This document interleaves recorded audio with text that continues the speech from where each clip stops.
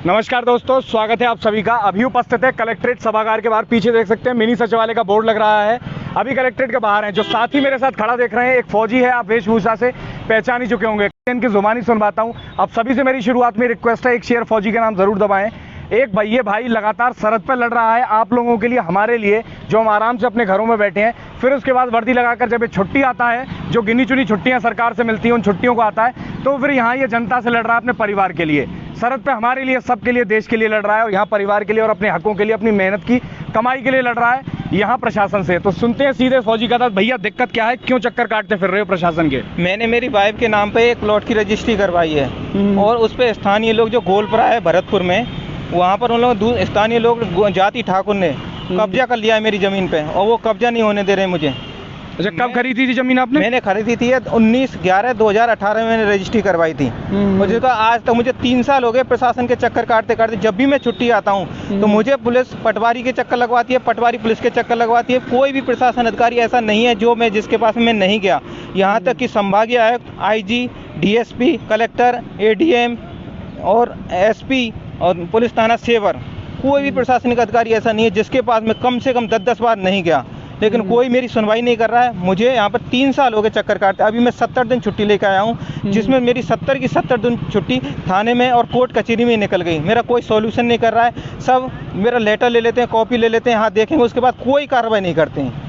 मैं चाहता हूँ कि मेरी कार्रवाई हो। अगर मेरी कार्रवाई नहीं हुई तो फिर मैं कुछ ना कुछ वहाँ पर कुछ ना कुछ करने वाला हूँ। अभी क्या करूँ, मेरा पैसा चला गया। मैंने लोन ले रखा है। मेरा जो पैसा था, बिल्कुल, जो मेरे फौजी आदमी की इतनी तनख्वाह मिलती है, अब मेरे पास कुछ भी नहीं है। मेरे पास ना पैसा है ना ज़मीन है। अभी मैं कहाँ जाऊँ, किसके पास जाऊँ? अभी कलेक्टर के पास जाता हूँ, कलेक्टर नहीं सुनता है। पुलिस के पास जाता हूँ, पुलिस नहीं सुनती है। पटवारी के पास जाता हूँ, पटवारी नहीं सुनती है। कोर्ट कचहरी में जाता हूँ, वहाँ पे मैं पुलिस पैसा लेके FIR लगा देती है। तो मैं किसके पास जाऊँ? अभी तहसील में जाता हूँ, वहाँ पे मेरी 1 साल हो गया केस दर्ज करिए। 1 साल में एक भी बार तहसीलदार के सामने, एक भी बार मैंने अभी तक मेरी पेशी नहीं हुई, एक तारीख भी नहीं पड़ी। 1 साल क्या, 1 साल के दौरान एक दिन के लिए मेरे लिए टाइम नहीं मिल सकता है उनको? कोई भी बंदा ऐसा नहीं है जो मेरी हेल्प कर सके। और मैं कब से चक्कर काट रहा हूँ, 3 साल हो गए मुझे। मैं बहुत परेशान हूँ। सबको अपने दर्द सुनाता हूँ, लेकिन सब मजाक समझते हैं और कोई रिस्क नहीं लेता है। बिल्कुल इधर से सुनते हैं, इधर से निकालते हैं। अब मैं किसके पास जाऊँ, क्या करूँ? अच्छा, आप परेशान हूँ। अभी आपने कितने की जमीन खरीदी थी? मैंने वो 11 लाख रुपए की ज़मीन खरीदी है, और मेरी हाईवे पे ज़मीन 2 लाख रुपए उसमें रजिस्ट्री में लगे हैं। अगर मेरी रजिस्ट्री में 2 लाख रुपए लगे, मैंने राजस्थान गवर्नमेंट को 2 लाख रुपए रजिस्ट्रेशन दिया है, तो मेरे राजस्थान गवर्नमेंट की सरकार जो है मेरा साथ क्यों नहीं दे रही है? पैसा लेने के लिए टाइम पे तो इन्होंने पैसा ले लिया 2 लाख रुपए, लेकिन अभी कहाँ गए वो प्रशासन अधिकारी? अभी क्यों नहीं मेरा साथ दे रहे हैं वो?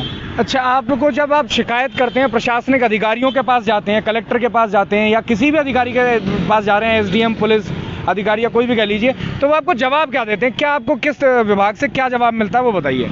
और जवाब कुछ नहीं, बस मेरा लेटर रख लेते हैं, ठीक है इस पर कार्रवाई करेंगे, इससे ज़्यादा कुछ नहीं करते हैं, और वो करते भी नहीं है कुछ भी। और अगर मैं किसी को बोलता हूँ कि मैं फौजी आदमी हूँ और मेरी ड्यूटी वहाँ चल रही है, मैं छुट्टी आया हूँ, मेरे पास टाइम कम है, तो सीधा बोलते हैं तो फौज में नौकरी कर रहा, हमारे ऊपर एहसान कर रहा है क्या? कोई मेरा साथ नहीं दे रहा है। दोस्तों, आप कल्पना कर देखिए क्या मनोस्थिति होगी उस व्यक्ति की, जो एक बार तो आपके लिए लगातार सरहद पर लड़ रहा है। ठीक है, वो नौकरी है, उनका काम है, परंतु वो अपनी जान हथेली पर लेकर आप लोगों के लिए लगातार लड़ाई कर रहे हैं। फिर वो यहाँ आते हैं तो यहाँ लोकल पब्लिक में, अब फौजी पूरे ज़िंदगी फौज में वहाँ सरहद पर बिता देता है, तो फिर इतना कनेक्शन लोकल पब्लिक में, इतनी समझ लोकल पब्लिक की या माहौल की होती नहीं है। तो फिर वो क्या करते हैं, प्रशासनिक अधिकारियों से और पुलिस से और इन सब चीज़ों से मदद मांगते हैं, और उनको मदद के नाम पर क्या मिल रहा है? सिर्फ झूठे दिलासे। और ये मेरे को ये चीज़ समझाइए भैया कि ज़मीन आपने कितनी खरीदी, कहाँ एग्जैक्ट क्या लोकेशन है, और कब से ये विवाद शुरू हुआ है, किस तरह से शुरू हुआ? ये मेरी जो ज़मीन है वो गोलपरा मथुरा बाईपास है, वहाँ पर रोड के जस्ट ये चिपकी हुई ज़मीन है। और वहाँ पर जो स्थानीय लोग हैं, ये ज़मीन वहाँ पर रोड के साइड में, इसलिए वो लोगों ने कब्जा कर रखा है, इसलिए मुझे देना नहीं चाहते हैं वो ज़मीन। वो बोलते हैं जिसको बुलाना है उसको बुलाए, क्योंकि उनकी सबकी नीचे से ऊपर तक लिंक है, सब पैसा देते हैं। और मैं यहाँ पे जब भी छुट्टी आता हूँ तभी यहाँ पे घूमता हूँ, बाकी मैं चला जाता हूँ, उसके बाद में तो मेरा घर से कोई भी नहीं आता है। ये लोग सब बैठे हुए, सब जगह सेटिंग कर रखी है इन्होंने, सब ये पैसा देते हैं, और इसीलिए मेरा कोई साथ नहीं दे रहा, पुलिस भी साथ नहीं दे रही है। अगर जब मेरी पुलिस प्रशासन, कलेक्टर, DSP, SP कोई मेरा साथ नहीं दे रहा है, तो मुझे क्लियर बोल दो कि भाई तुम्हें जो करना है तुम कर लो, हम इसमें कुछ नहीं कर सकते। तो मैं अपने बलबूते पे, मैं चाहे मैं वहाँ पे मरूं या मेरे 20 बच्चों के साथ मैं आत्मदाह करूं, कुछ भी करूं मैं, चाहे मेरे अंदर सक्षम है तो मैं अपनी ज़मीन उनसे ले लूँगा, नहीं तो मैं चाहे वहाँ पर मर जाऊँ। लेकिन अब मैं इस कगार पे खड़ा हूँ कि या तो मुझे मेरी ज़मीन चाहिए, अगर आप नहीं दिला सकते हो तो मैं वहाँ पर आत्मदाह करूँगा, चाहे मैं कुछ भी करूँ वहाँ पे मेरे अंदर, अगर क्वालिटी मैं कुछ भी करूँ, लेकिन मुझे मेरी ज़मीन चाहिए, चाहे मैं लड़ूँ मर जाऊँ वहाँ पे, चाहे मैं किसी के साथ में युद्ध करूँ, कुछ भी करूँ। मैं जब मैं बॉर्डर पे लड़ सकता हूँ तो मैं यहाँ भी लड़ सकता हूँ। मेरा कोई साथ नहीं देगा तो मैं क्या करूँ, किसके पास जाऊँ? मैं, मेरा कोई साथ नहीं दे रहा है। दोस्तों विश्वास मानिए मेरे रोंगटे खड़े हो गए हैं जब ये भाई कह रहा है भैया मैं आपके साथ हूँ, मैं इस वीडियो को ज़्यादा से ज़्यादा शेयर करूँगा, और जो भी आदमी मुझे देख रहा है इस फौजी भाई के नाम पर ज़्यादा से ज़्यादा इस वीडियो को शेयर करेगा और इनकी आवाज़ को बुलंद करेगा, सब तक पहुँचाएगा। जो अन्याय इस भाई के साथ हो रहा है वो रुक जाएगा, वो सही होगा।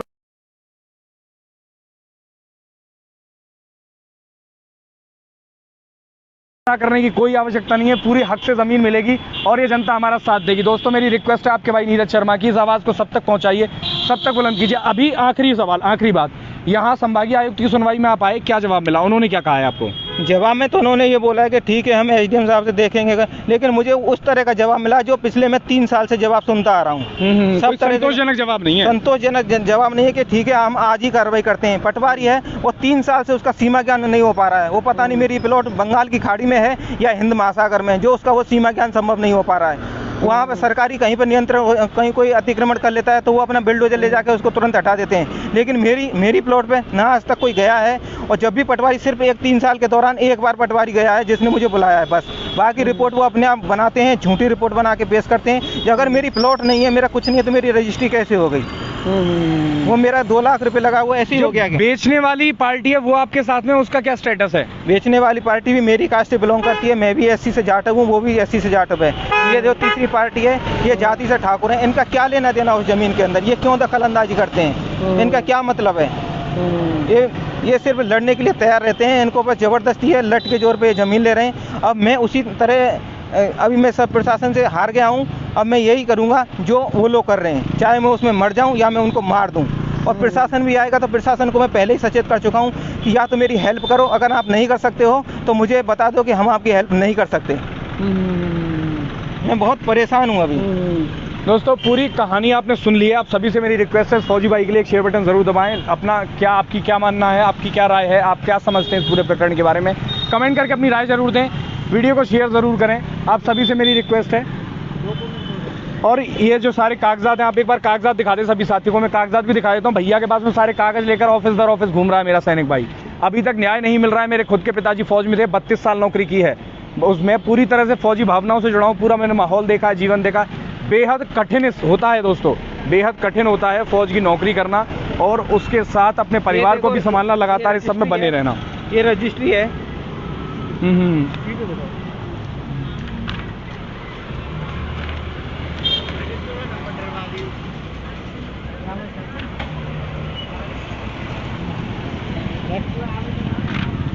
ये रजिस्ट्री के कागजात देख रहे हैं आप इस भाई के।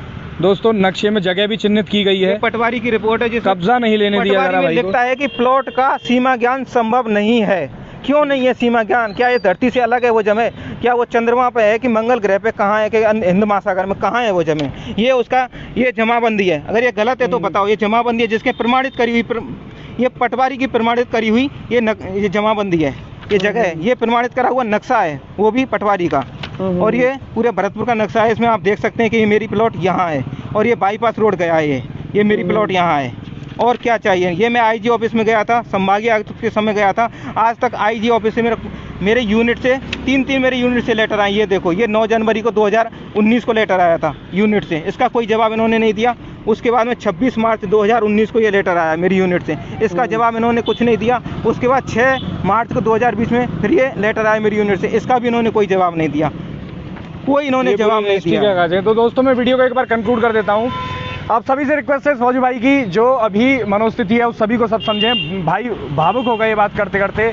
दुश्मनों से लड़ते हुए फौजी नहीं हारता, पर देश के अंदर जो दुश्मन है, जो परिस्थितियां हैं, जो दुर्व्यवहार प्रशासन के द्वारा हो रहा है, उससे वो हार गया है। वो अब तमाम तरह की गलत बातें भी कह रहे हैं कि भैया परिवार के साथ ऐसा कर लूँगा वैसा कर लूँगा। वो स्थिति नहीं आनी चाहिए। आप सबकी जिम्मेदारी है, नैतिक जिम्मेदारी है। सैनिक भाई के लिए शेयर दबाएं, सब तक इस जानकारी को पहुँचाएं, मेरे भाई की आवाज़ को बुलंद करें और उनको न्याय दिलवाने में मदद करें। मैं हूँ आपका दोस्त नीरज शर्मा। नमस्ते, गुड बाय, राम राम।